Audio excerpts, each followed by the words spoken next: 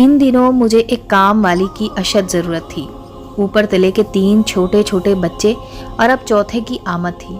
ऐसे में पुरानी मुलाजमा अपने गांव चली गई तो बच्चों ने मुझे चकरा कर रख दिया।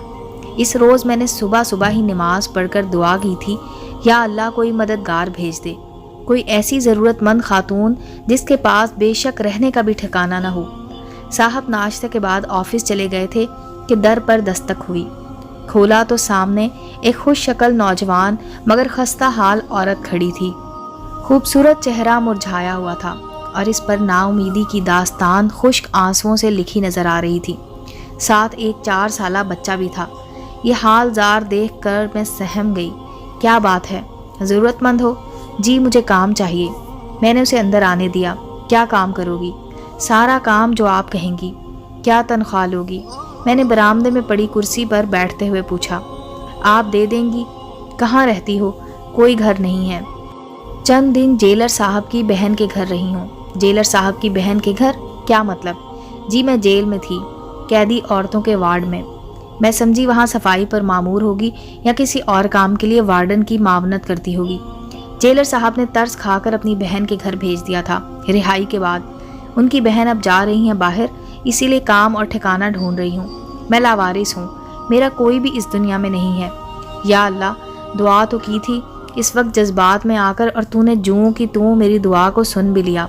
अच्छा ठीक है, हाथ मुंह धो लो, किचन में जाकर नाश्ता बना दो। मैं टीवी लाउंज में आकर लेट गई और वो किचन में चली गई, जबकि बच्चे को उसने टीवी के सामने बिठा दिया।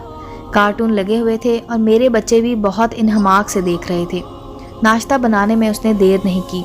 बड़े करीने से ट्रे में अंडे फ्राई, टोस्ट, मक्खन, चाय सब रख कर ले आई। मेज़ पर ट्रे रख दी तो मैंने कहा कि मुझे प्लेट में एक फ्राई अंडा और टोस्ट दे दो। दूसरी प्लेटों में बच्चों के लिए निकालो और उनके सामने मेज़ पर रख दो। इसने बहुत सलीके से ये सब काम किया। लगता था कि वो सब काम जानती है और अपने काम में माहिर है। नाम क्या है तुम्हारा? रहमत। अच्छा रहमत बीबी, अब तुम अपने और अपने बच्चे के लिए नाश्ता बनाओ, खुद भी खाओ और इसको भी खिला दो। तभी वो जी कहकर किचन की तरफ चली गई और मैं सोच में पड़ गई। इसका क्या करूं? क्या जवाब दूं इसे? अपने शौहर से मशवरा करूं? वो तो मना कर देंगे। जेल में थी तो क्या मुजरिम थी? ये सब सवाल बड़े चुभते हुए से थे। ऐसी मशकूक औरत को अपने पास रखना जिसका कोई ठिकाना भी ना था, बड़े रिस्क की बात थी। मैं इन्हीं सोचों में थी कि वो नाश्ते से फारिग होकर आ गई। जी बीबी, बर्तन धो लूं? मैंने लम्हे भर को सोचा। ठीक है, धो लो। ढेर सारे बर्तन सिंक में पड़े मेरी नज़रों के सामने घूम गए। इसने इतने सारे बर्तन मिनटों में धो दिए और उनको सलीके से जहाँ रखना था रख भी दिया। मैं किचन में आई तो चूल्हा साफ कर रही थी। उसकी तेज़ी से मैं खौफजदा हो गई थी। ताहम दिल को ढारस दी, अशरफ वकील हैं तो फिर मुझे किस बात का खौफ है? उनसे पूछ कर ही इसको रखूंगी। दिल को तसल्ली देने लगी। चूल्हा साफ कर लिया तो वो मेरे पास आ गई। रहमत, मुझको अपने बारे में सच सच बताना। तुम कौन हो और क्या तुम्हारी बिपता है? तभी तुमको रखूंगी। और देखो, मेरे मियाँ वकील हैं, कोर्ट कचहरी से रोज़ उनका वास्ता रहता है। वो तुम्हारे बारे में भी मालूम कर लेंगे। लिहाजा झूठ से काम नहीं लेना और अपने मुतल्लिक सब कुछ सच सच ही बताना। उसने कहा, बीबी जी, झूठ से मेरा क्या लेना देना है? मैं नौकरी लेने निकली हूँ। गांव की एक सीधी सादी औरत हूँ। कौन से गांव की हो? हमीद वाला की। अरे वो तो हमारा ससुराली गांव है। मेरी साहबका मुलाजमा भी वहाँ की है। तब तो तुम्हारे बारे में हर मामला खूब मालूम हो जाएगा। अब बताओ, किस जुर्म में तुमको जेल जाना पड़ा? कोई जुर्म ना था। यहाँ कोई जुर्म ना भी हो तो जेल जाना पड़ सकता है। आप तो वकील की बीवी हैं, आप खूब ये बात जानती होंगी। वो पाँव पिसार कर बैठ गई और सुकून के साथ गोया हो गई। 11 बरस की उम्र में मेरी शादी अब्बा ने दूर के रिश्तेदारों में कर दी और बदले में उनकी बेटी को अपने बेटे नईम से ब्याह कर ले आए। 11 बरस की बच्ची भला अपना घर छोड़कर किस तरह दूसरे घर में खुश रह सकती है? यहाँ मुझसे इतना काम लिया जाता था कि काम करते करते बेहोश हो जाती थी। सास ऐसा इसलिए करती कि मेरे बाप के घर उसकी बेटी से भी इसी तरह काम लिया जाता था, जैसे खरकारों के कैंपों में अगवा शुदा बच्चों से लिया जाता है। इन हालात से घबरा कर मैं घर से भागती तो पड़ोस में सास की बहन मासी रहमा के घर जा छुपती। मासी रहमा एक रहमदिल औरत थी। वो मेरी सास को समझाती, ये बच्ची है, इससे इतना काम ना लिया करो। तब वो जवाब देती, मेरी बेटी भी तो उनके घर सुखी नहीं है। इसकी बेटी बेशक काम काज से तंग हो, मगर अपने शौहर से हरगिज तंग ना थी, क्योंकि मेरे भाई से उसकी मोहब्बत की शादी थी और अपनी मोहब्बत को हासिल करने के लिए ही भाई ने मुझको कुर्बानी का बकरा बना दिया था। नईम भाई 20 साल का और भाभी 17-18 के सन में थी। इन दोनों को एक दूसरे की चाहत थी, मगर मुझे शौहर की ज़रूरत ना थी। मैं तो शौहर के रिश्ते को ही नहीं समझती थी और ज़फ़र को देखकर हरासा हो जाती थी। तभी इस तशद्दुद भरी ज़िंदगी से नफ़रत करने लगी। ये ऐसे लोग थे जहाँ औरत को जानवर समझा जाता था। दिन रात के इस जबर ने मेरी हालत काबिले रहम कर दी।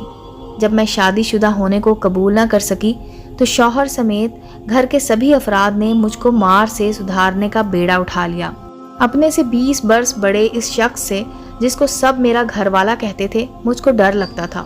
वो मेरा हम उम्र साथी ना था, मेरी जहनी हालत को नहीं समझता था। वो जब मुझे बुलाता भाग कर सास के पीछे छुप जाती।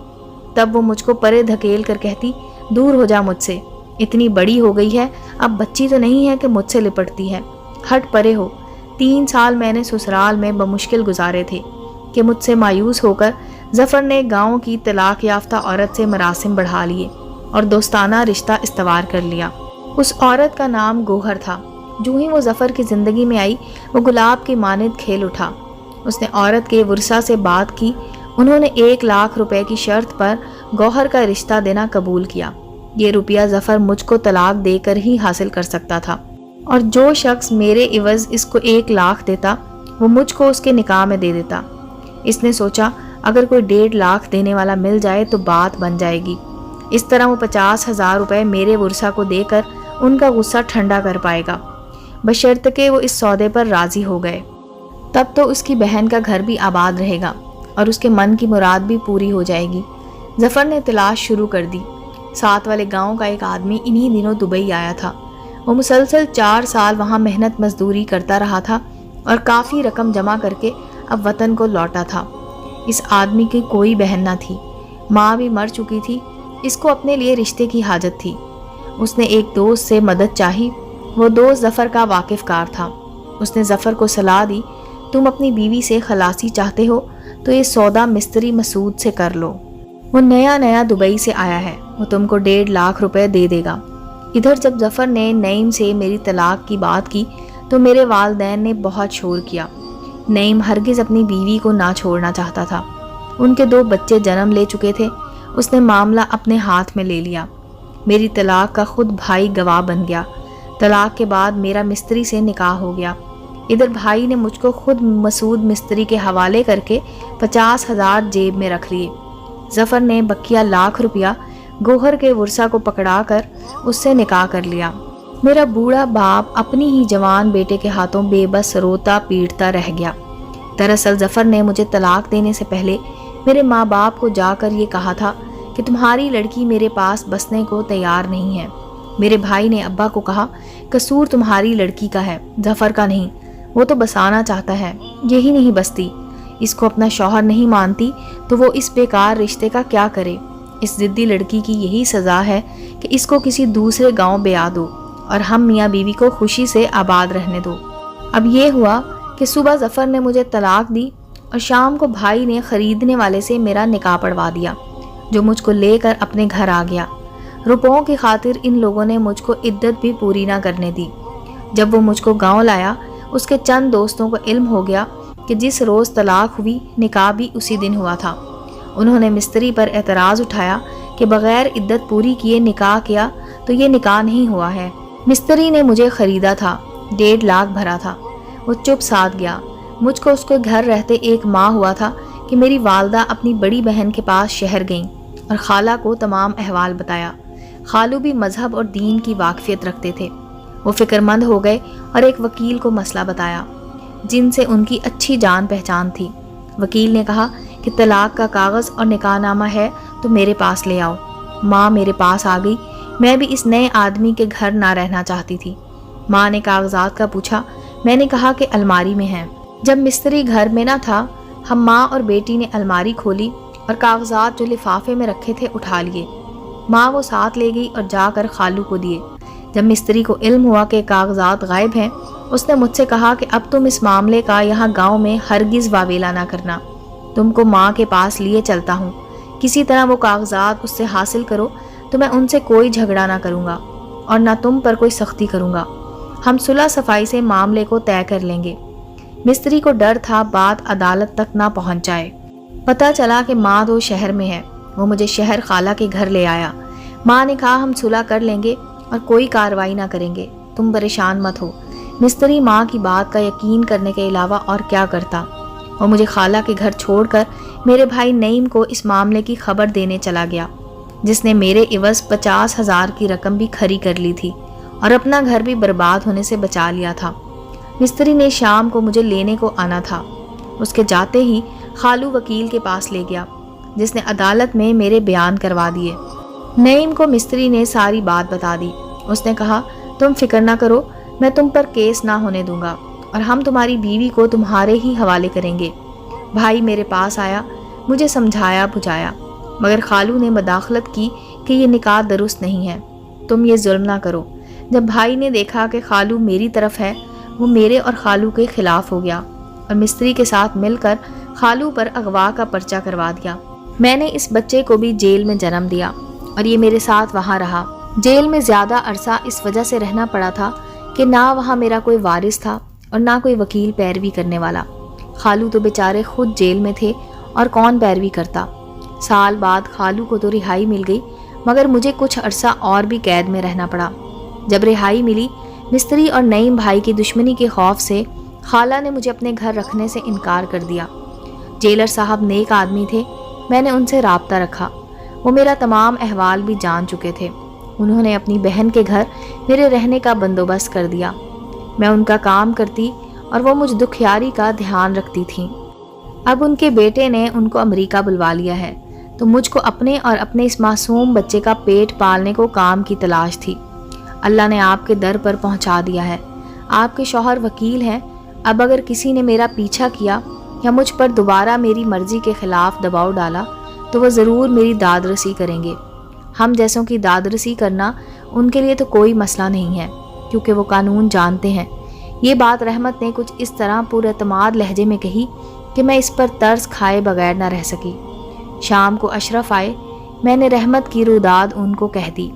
انہوں نے کہا میں اس کیس کے بارے میں جانتا ہوں، یہ کیس پہلے میرے پاس آیا تھا، بعد میں نے یہ کیس اپنے ایک جونیئر وکیل کو دے دیا تھا، کیونکہ مجھ پر کام کا بہت لوڈ تھا۔ اس لڑکی کے خالو کی ضمانت اور اس کے بیان بھی میرے دوست وکیل نے کروائے تھے۔ میں اس کو پہچان گیا ہوں، رسک کی کوئی بات نہیں، اگر کچھ معاملہ ہوا تو نپٹ لوں گا۔ تم رحمت کو رکھ لو، یہ واقعی بے گناہ ہے، جو کیا دھرا ہے اس کے لواحقین کا ہے۔ اپنے شوہر کے ڈھارس دینے پر میں نے رحمت کو اپنے پاس رکھ لیا۔ وہ واقعی مظلوم اور پناہ کی مستحق تھی، اس نے میرا بہت ساتھ دیا، میرا گھر اور بچے سنبھالتی رہی، میری ہر بات مانتی تھی، مگر شادی کے نام سے بدکتی تھی۔ شادی اور شوہر کے نام سے ہی اس کو نفرت ہو گئی تھی۔ اس نے زندگی کا لمبا عرصہ اپنے بچے کی پرورش پر دھیان دے کر گزار دیا۔ آخرکار ایک روز میرے میاں کے سمجھانے سے وہ مان گئی اور ہم نے اس کی شادی اپنے ڈرائیور سے کروا دی، جس کی بیوی رضائے الہی سے انتقال کر چکی تھی۔ وہ خان محمد اور اس کی پہلی بیوی کی 2 بچیوں کے ہمراہ خوش و خرم آباد ہو گئی، تو ہم کو بھی اس کے فر سے سبق دوشی کے بعد سکون مل گیا، یوں جیسے ہم نے کسی غیر کو نہیں اپنی ہی لڑکی کو اس کے گھر کا کر دیا ہو۔ امید ہے دوستو سٹوری اچھی لگی ہوگی، چینل کو لائک اور سبسکرائب کریں اور بیل آئیکن کا بٹن دبانا مت بھولیں تاکہ ہر نئے آنے والی سٹوری کا نوٹیفیکیشن آپ کو مل سکے۔ ملتے ہیں اگلی سٹوری کے ساتھ۔